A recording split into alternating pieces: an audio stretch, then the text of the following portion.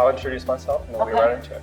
I'm Caleb with DemX Media. We present information and educate voters about the process and about candidates that seek to achieve a fair and equitable Georgia. And I know a little bit about you. I know that you were the council member for this district for the longest time, and also you're currently our Madam President for City Council. But I just wanted to let you introduce yourself and kind of your background for my mayor series, Forward 4 Seats. Let me start by the fact that I'm from Indianapolis, Indiana. And what made me really want to be a part of Atlanta was when I was a senior in high school, we did a trip and we toured historically Black colleges and universities across the country. So you know we were coming to Atlanta. Yeah, absolutely. And a group of us, because Atlanta was, everybody heard about Atlanta, we decided that we were going to sneak away from our chaperone, and we went down in Southwest Atlanta to a nightclub called Cisco's. And at that nightclub, I thought I had died and woke up in Black Hollywood. I said, you know what, this is the place I want to be, and it stuck in my mind, and I finally made my way here after graduating from Central State University at HBCU and pledging Alpha Kappa Alpha sorority. I made my way here to Atlanta, became a homeowner in 1991, and on the first day we were moving in, I ended up being the president of the neighborhood association. A guy came by and I went to the first neighborhood association meeting that day. So then that just started. It went from being the neighborhood association president to being chair of an MPU to working at City Hall as an aide to a council member, where I really got to see how City Hall worked and didn't work. And then I ran for council, and now I'm president of council. And also the candidate to be the next mayor of the city. That's right. I'm so excited about it. Well, I wanted to say too, you share a little bit about kind of like what's led you up to this point. Why this year though? Why did you choose to hop in the race and run for mayor? Well, I was so excited to be council president, and I expected to run for re-election for council president, but along the way, our current mayor was very instrumental in the Biden campaign, and it was thought that she could be vice presidential pick, or she may have a cabinet pick. And the way our charter reads, with the unexpired term, that means that I would have had to be the mayor for the unexpired term. So I'm a good Girl Scout, and I'm going to be prepared. So I started preparing, what would I want to do as mayor? And if I became the mayor temporarily, how would I run for the full term? So I had already had that preparation. Well, as time went on, it wasn't apparent whether the mayor was going to leave or not. But I decided to continue on to run for mayor because sitting in the seat as council president is on the legislative side. And right. I have been able to author legislation that the council had to introduce for me, which made the first inspector general in the city and the compliance officer and independent procurement review officers. It really will help keep this cloud of corruption from coming back if we ever get rid of the one that's over City Hall right now. But after doing all that, I realized that people, whether it was employees that were telling me about issues that are really big issues in their department, about the dysfunction in their departments they work for, or citizens calling me at all times of night or tagging me on Facebook or Instagram about the crime and how they're feeling with service delivery in the city, I felt that I needed to be in a position where I could really put my hand on the wheel and steer us in a better direction versus just taking in those complaints, pretty much saying, I'm sorry, this is happening to you, and hoping that I could get the administration to address them.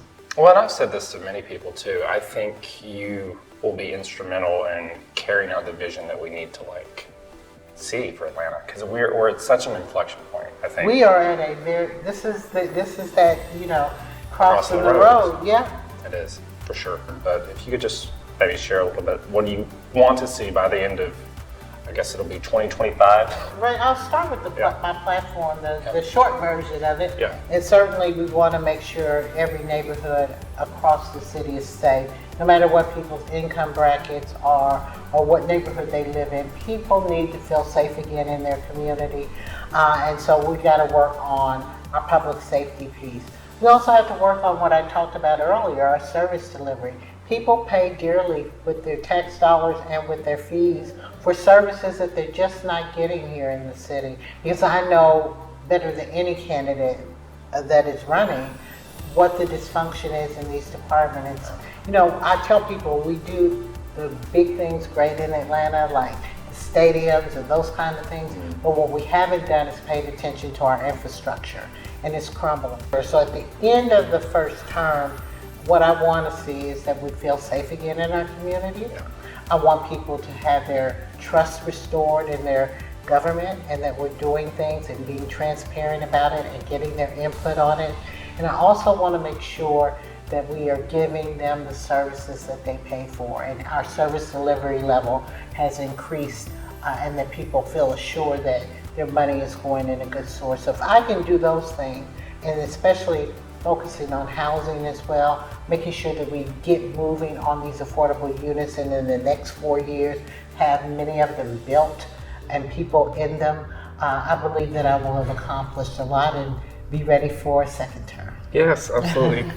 Georgia at large has changed a lot politically lately. Do you think that you can build the electorate to win in November? I believe that I can, because I've already done that. Representing District 9 is a wonderful district because it's the only district in the city that actually goes, as people say, from Buckhead to Donald Lee Hallway Parkway, which people would say is Bankhead Highway. And in between, so you have people that are affluent, you have people that are middle income, you have people that are lower income, and you have some impoverished areas in this district. So I have served all of them, and I realize that everybody really wants the same thing. And in those areas, not only are they different in terms of their demographics, I have a large Latino population that I served when I was council member, but you also have different parties. You have Republicans, you have Democrats, Libertarians, Independents. And what we need is to unify Atlanta. And I've been able to work with people, whether they're Republican, Democrat, Libertarian, Independent, or no party at all. And that's what we need. That's why I love city government so much. People say, well, why don't you run for state this or the federal that? I said, because it's a party seat. Yeah.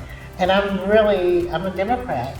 But I'm really, partisan politics sometimes gets in the way of just doing things for people.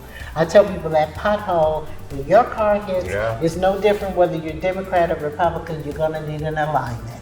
And so we need to look at, and that's why I love city government, it is a nonpartisan race, and we're just running to serve everyone.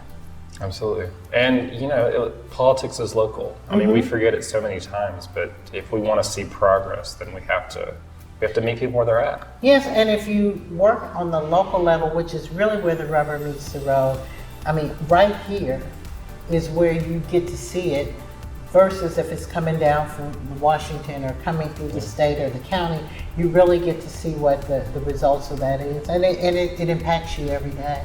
Absolutely. And I wanted to ask you, what does #HiFelicia mean?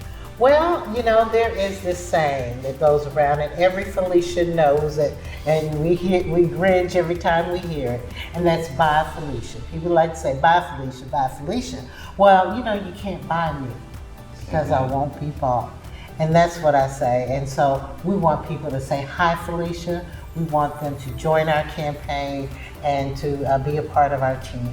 Absolutely. Is there anything else you'd like to share? Well, they can join the team by going to FeliciaMooreForMayor.com. There's so many opportunities. Of course, we love your financial support. We have volunteers, we have phone banking, we have postcards, we're knocking on doors, we're waving signs, we're putting out signs. There's so many ways that people can get involved. And I just want to say that because we talked earlier about the city being at that crucial point, if people want the city that they want to have, they've got to get up and get involved. They've got to go vote. And of course, vote for me for mayor. That's right. Well, thank you, Felicia. This is Caleb at DemX Media. 4 weeks for 4 seats.